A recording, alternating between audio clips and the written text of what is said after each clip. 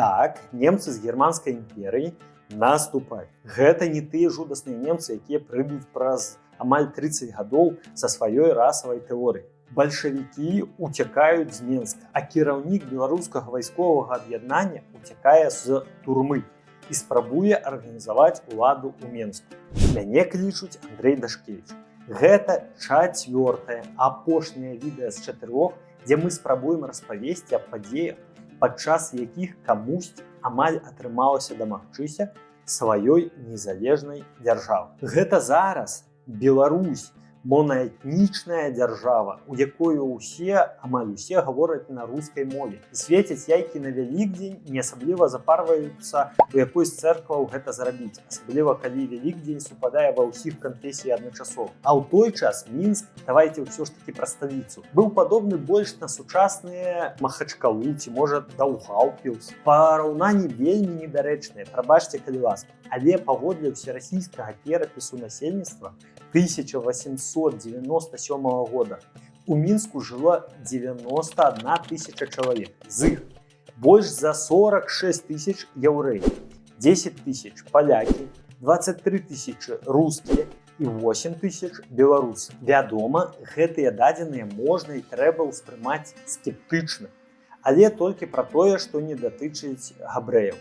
Перапіс мог быць па рэлігіі, і тады шмат каго з беларусаў ці беларускамоўных жыхароў католікаў маглі запісаць у палякі, альбо ў рускія, калі яны з'яўляліся праваслаўнымі. Аднак існавала вялікая колькасць чыноўнікаў, якія ўсё ж былі рэальна рускімі. Ды і сам Раман Скірмунд сябе ў дзяржаўнай думе, напрыклад, называў увесь час палякам, хаця быццам адзін раз сказаў, што з'яўляецца беларусам. Але габрэяў усё жыло ў беларускіх гарадах да паловы насельніцтва. Пасля лютаўскай рэвалюцыі іх арганізацыі сталі адыгрываць ключавую ролю ва ўладзе гарадоў. А ў сакавіку, напрыклад, віцебская гарадская міліцыя на 90% складалася з яўрэяў. То ёсць, але як вам падабаецца больш? Шматнацыянальны горад як у 1918 ці адносна монаэтнічны, як зараз? Напішыце, калі ласка, ў каментарах сваё меркаванне. Мы не будзем, вядома, давяраць дадзенаму перапісу на 100%. Але пагадзімся, што польскае насельніцтва таксама складала значную частку насельніцтва Мінска. Пра гэта сведчыць стварэнне польскай рады мінскай зямлі у маі 1917 года, якая аб'яднала шматлікія польскія арганізацыі. У кастрычніку 1917 года створана паўваенная арганізацыя польская грамадзянская варта. У горадзе дзейнічала польская ваенная арганізацыя. Таму у той жа дзень, калі наступіла безуладдзе, гэтую ўладу паспрабавалі падняць з-пад ног не толькі беларусы. 19 лютага 1917 года таксама сустрэліся на канспіратыўнай кватэры і польскія дзеячы, якія абралі сваім камендантам горада Ігнацыя Матушэўскага пад псеўданімам Тапу. Яго біяграфія таксама варта асобнага роліка. Кіраўнік разведкі Польшчы падчас савецка-польскай вайны, якая таксама была звышэфектыўнай. Такі вось Буданаў таго часу. Потым дыпламат, міністр фінансаў ва ўрадзе Польшчы падчас праўлення Пілсудскага. Але зараз у яго будзе задача захапіць польскімі атрадамі Мінск і ахоўваць маёмасць палякаў. Беларускія і польскія атрады пачалі захопліваць зброю і браць пад свой кантроль некаторыя часткі горада, у тым ліку адміністрацыйныя будынкі. Напрыклад, беларусы занялі дом губернатара, у якім размесцяцца ў далейшым рада і выканаўчы камітэт рады ўсебеларускага з'езда. А ўжо потым першы ўрад БССР на чале з Цішкам Гартным, з Дмітром Жылуновічам. У гэтыя часы на гэтым будынку упершыню ў гісторыі Беларусі быў вывешаны бел-чырвона-белы сцяг. Пра гісторыю сцяга лепш пагаварыць наступным разам. У гэты дзень Менск быў падзелены паміж польскай і беларускай камендатурай на дзве часткі. Вось прыкладна па гэтай мапе вось так. 20 лютага Рада ўсебеларускага з'езда працягвала працу ў Менску. З 20 на 21 лютага ў Мінск прыйшла навіна, што на дапамогу палякам адпраўлены для заняцця горада польскія часткі з польскага корпуса, які быў сфарміраваны ў расійскай імперыі для вайны з немцамі.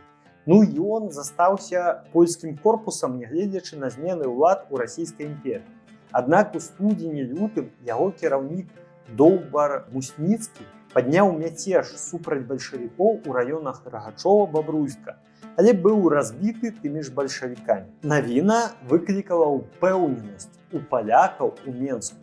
Яны занялі Варшаўскі вакзал, які знаходзіўся на тэрыторыі беларускай зоны. У такіх умовах 21 лютага 1918 года выканаўчы камітэт Рады ўсебеларускага з'езда выдаў першую устаўную грамату да народаў Беларусі, дзе абвясціў сябе часовай уладай Беларусі, прадугледжвалася стварэнне выканаўчага органа народнага сакратарыята Беларусі. Тэкст быў расклены на рускай і беларускай мовах па Мінску. Падобныя людзі стваралі розныя назвы розных органаў, але так нараджаюцца краіны і ўлады. Проста выканкам, выканаўчы орган усебеларускага з'езда стварыў яшчэ адзін выканаўчы орган, але ўжо Беларусі. А каб у нас была матывацыя зрабіць відэа пра яшчэ які-небудзь выканкам якой-небудзь краіны, мы попросім вас падпісацца на наш канал, паставіць падабайку і званочак і абавязкова падзяліцца відэа з сябрамі ў чаце, дзе вы любіце перапісвацца з сябрамі. Загадзя вялікі дзякуй. Палякі не прызнавалі вяршэнства беларускай улады ў Менску. У 11 гадзін гэтага ж дня, 21 лютага 1918 года, у горад увайшлі нямецкія падраздзяленні ў рамках наступлення супраць бальшавікоў. Ці супраць Расіі. Увогуле супраць таго, што засталося пасля войска расійскай імперыі.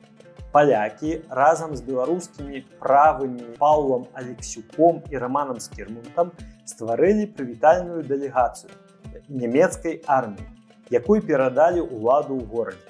Немцы таксама не жадалі праблем з бальшавікамі і таму не прызналі новых беларускіх уладаў.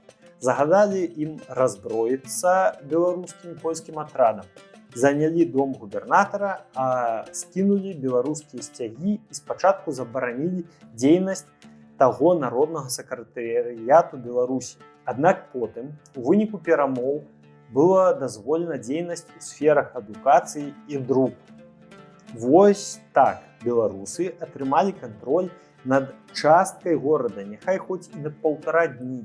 Але гэта была гістарычная падзея, якая павінна натхніць на далейшыя дзеянні. 25 лютага 1918 года ўжо пры нямецкай уладзе была створана канкурыючая палітычная арганізацыя Менскае беларускае прадстаўніцтва, у склад якога ўвайшлі беларускія правыя нацыянальныя сілы Раман Скірмунт, Павел Алексюк, генерал Кіпрыян Кандратович. Аднак яны з'яўляліся апазіцыйнымі ў адносінах да беларускай сацыялістычнай грамады. Яны таксама заявілі, што прадстаўляюць весь беларускі народ і з'яўляюцца ўладай. 3 сакавіка 1918 года паміж бальшавікамі і германскай імперыяй падпісаны брэсцкі мірны дагавор, паводле якога тэрыторыя Беларусі засталася падзеленай паміж Германіяй і бальшавікамі. Але апошнія павінны былі прызнаць незалежнасць Украінскай Народнай Рэспублікі, з якой быў заключаны Германіяй мір яшчэ раней. Між тым, немцы паабяцалі бальшавікам не прызнаваць новых дзяржаў, якія пасля 3 сакавіка аб'явяць сваю незалежнасць. У гэтых умовах 9 сакавіка, 8 сакавіка яшчэ тады не быў выходным днём, выканкам Рады ўсебеларускага з'езда прыняў другую устаўную грамату, у якой абвяшчалася Беларуская Народная Рэспубліка. У межах рассялення беларусаў заканадаўчую ўладу павінна быць прадстаўляць Рада ўсебеларускага з'езда, якая павінна быць дапоўнена прадстаўнікамі нацыянальных меншасцяў. Памятаем пра нашу аналогію пра тагачасны Менск і сённяшнюю Махачкалу.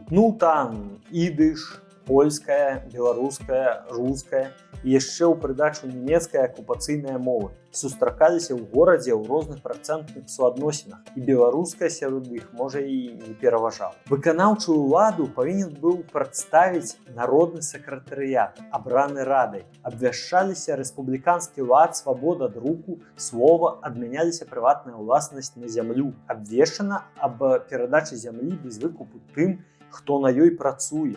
Лясы, азёры, метры зямлі павінны быць уласнасцю БНР. І што цікава, Раман Скірмонт, як буйны землеўладальнік, прызнаў легітымнасць гэтай граматы і таму актыўна змагаўся ў далейшым за яе адмену. Бо на сваёй зямлі ён, магчыма, працаваў сам не вельмі багата.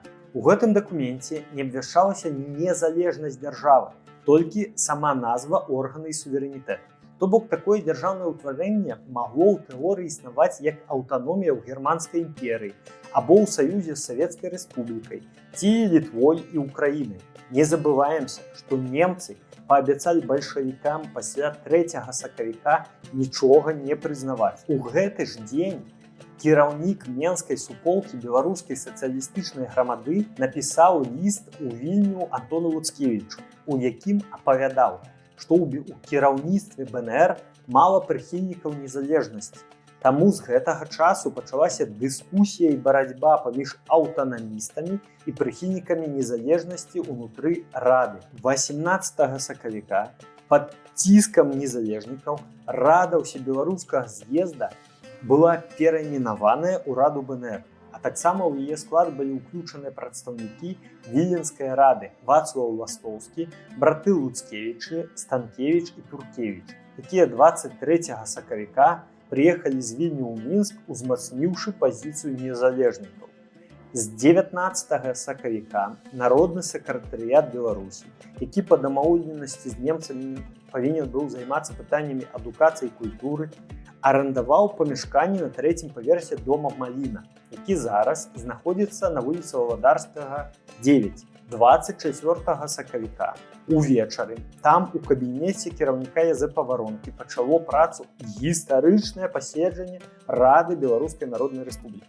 З дакладам выступіў Аркадь Смоліч, які прапанаваў прыняць акт аб незалежнасці Беларусі. 25 сакавіка 1918 года раніцай была прынята 3-я устаўная грамата, паводле якой абвяшчалася незалежнасць Беларускай Народнай Рэспублікі. Супраць выступілі сябры Рады БНР, якія прадстаўлялі польскія і расійскія арганізацыі, а таксама прадстаўнікі габрэйскай партыі Бунт. У грамаце выказвалася патрабаванне аб пераглядзе брэсцкага міру, апісваліся тэрыторыі беларускай дзяржавы. Падпісантамі яе сталі члены рады і адначасова народнага сакратарыята Язэп Варонка, як кіраўнік урада і сакратарыята замежных спраў, Константин Езавітаў, сакратар па ваенных справах, Смоліч, сакратар асветы, ну і іншыя дзеячы. Старшынёй рады БНР як заканадаўчага органа стаў Янка Серада. Немцы адразу ж адрэагавалі і разагналі раду БНР і народны сакратарыят. Іх дзейнасць была забаронена. Гісторыя БНР на разгоне і забароне не скончылася. Потым нямецкія ўлады ўсё ж дазволілі народнаму сакратарыяту займацца пытаннямі гандлю, прамысловасці, сацыяльнай апекі, культуры і асветы. Ад БНР ездзіла дэлегацыя ў Кіеў, сталіцу Беларускай Народнай Рэспублікі, атрымала нават пазыку ад Украіны.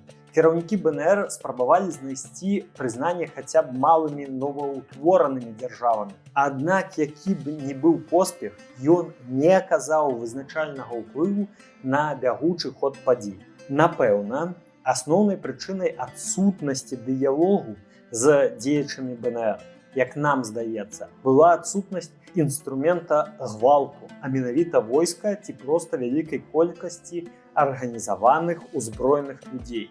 Хаця гэтым і спрабавалі заняцца Константин Езавітаў, беларускія генералы Кіпрыян Кандратович і Пажарскі. Але па сукупнасці прычын у іх гэта не атрымалася. Беларуская інтэлігенцыя таксама была падзелена на прыхільнікаў незалежнай беларускай дзяржавы, а яшчэ на прыхільнікаў беларусаў-бальшавікоў, якія стварылі прабальшавіцкі белнацкам, а таксама беларускія секцыі ў расійскай камуністычнай партыі бальшавікоў. Яны патрабавалі ці прасілі ў кіраўніцтва бальшавікоў і кіраўніка народнага сакратарыята па справах нацыянальнасцяў Сталіна стварэння беларускага бальшавіцкага ўраду. І гэта не рабілася пад дулам пісталетаў, бо сацыялістычныя ідэі на той момант былі даволі папулярныя на тэрыторыях былой расійскай імперыі, нават ва ўсім свеце. Пад уплывам гэтых фактараў, а менавіта існаванне беларусаў у самой камуністычнай партыі бальшавікоў, а таксама абвяшчэнне БНР 25 сакавіка 1918 года. У Смаленску потым будзе створаны першы бальшавіцкі ўрад пад кіраўніцтвам Цішкі Гартнага, псеўданім Жалуновіча, і абвешчана БССР. Ну і потым беларусаў чакаюць свае равучыя 20-тыя з беларусізацыяй і карэнізацыяй, росквіт беларускай інтэлігенцыі, масавыя рэпрэсіі 1930-х і шмат яшчэ чаго. Аднак пра гэта у наступных відэа. Таму падпішыцеся, пастаўце званочак, каб не прапусціць. Частка членаў Рады БНР вернецца ў БССР і будзе працаваць на карысць краіне. Напрыклад, Аркадь Смоліч у далейшым стане вядомым дзеячам беларускай інтэлігенцыі, загадчыкам кафедры БДУ, вучоным, прафесарам і адным са стваральнікам Беларускай акадэміі навук у БССР. Такім чынам, пасля рэвалюцыі жыхары тэрыторыі Беларусі сфарміравалі адносна дэмакратычным шляхам органы улады, якія ўпершыню ў гісторыі заявілі аб незалежнасці дэмакратычнай дзяржавы Беларуская Народная Рэспубліка. Так, яна не мела войска, адміністрацыйных органаў, судоў, не збірала падаткаў, не падпарадкоўвала сабе ніякія больш органы. Ды што там казаць, праз пару дзён пасля прыняцця гэтай граматы аб незалежнасці яна была разагнаная немцамі. Але мы, беларусы, 25 сакавіка азначаем дзень волі. Дзень, калі было заяўлена права нашага народа на ўтварэнне сваёй незалежнай дзяржавы. Дзякуй за ўвагу і да сустрэчы!